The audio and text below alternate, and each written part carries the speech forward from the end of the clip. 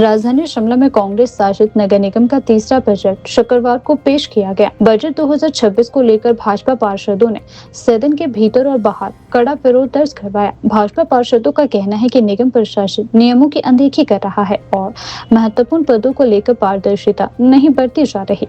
भाजपा पार्षद आशा कश्यप ने विरोध की वजह स्पष्ट करते हुए कहा कि नगर निगम में लोकतांत्रिक प्रक्रियाओं की सरेआम धज्जियां उड़ाई जा रही है। उनका आरोप है कि 6 जनवरी को महापौर का पद खाली हो चुका है, लेकिन अब तक इस पर कोई स्पष्ट निर्णय नहीं लिया गया है। उन्होंने कहा कि जब शीर्ष पद ही खाली है तो बजट जैसे महत्वपूर्ण दस्तावेज को किस आधार पर पेश किया जा रहा है। आशा कश्यप के मुताबिक पहले महापौर पद को लेकर स्थिति स्पष्ट की जानी चाहिए और नियमानुसार चुनाव प्रक्रिया पूरी की जानी चाहिए।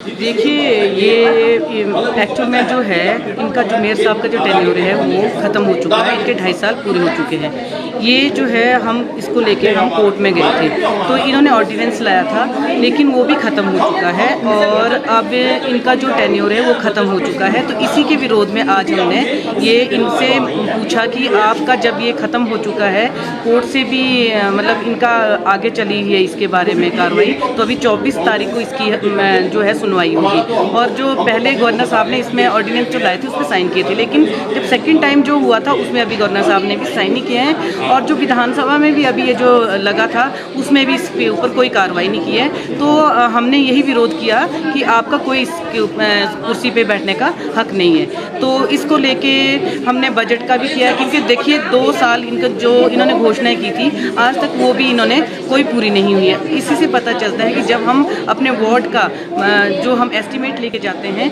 तो उसमें भी ये आनाकानी करते हैं। वो इसलिए करते हैं कि हमारे पास मतलब या तो रेवेन्यू पेपर लाओ आप, या फिर कोई उसके लिए आप लैंड स्टेटस लाओ। तो किस बात का, अगर नगर निगम की जगह तो उसके लिए क्या रेवेन्यू चाहिए, क्या लैंड स्टेटस? तो इससे साफ दिखता है कि इनके पास कोई भी पैसा नहीं है। अभी देखिए जितने भी हमारे डिपार्टमेंट है, जिसमें से अभी जो ये हमारे AP ब्रांच में जो हमारे नक्शे वगैरह पास होते थे वो भी ये गवर्नमेंट को देने जा रहे हैं। तो मतलब रेवेन्यू आपके पास है नहीं और आप इतने सारे करोड़ों के जो ये अंदर आज पेश कर रहे हैं, तो क्या किस तरह से होंगे? पहले आप रेवेन्यू जनरेट कीजिए, उसके बाद तो आप घोषणा करें ना।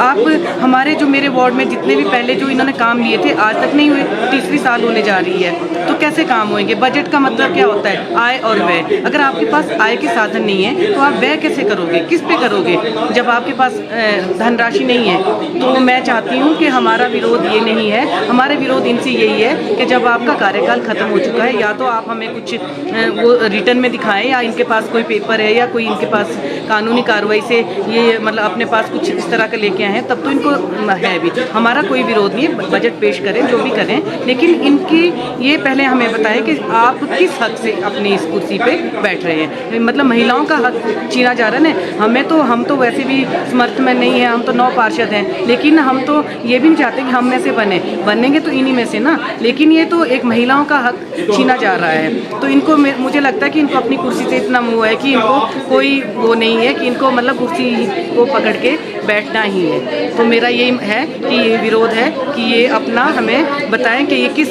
हैसियत से अपनी इस चेयर पे बैठे।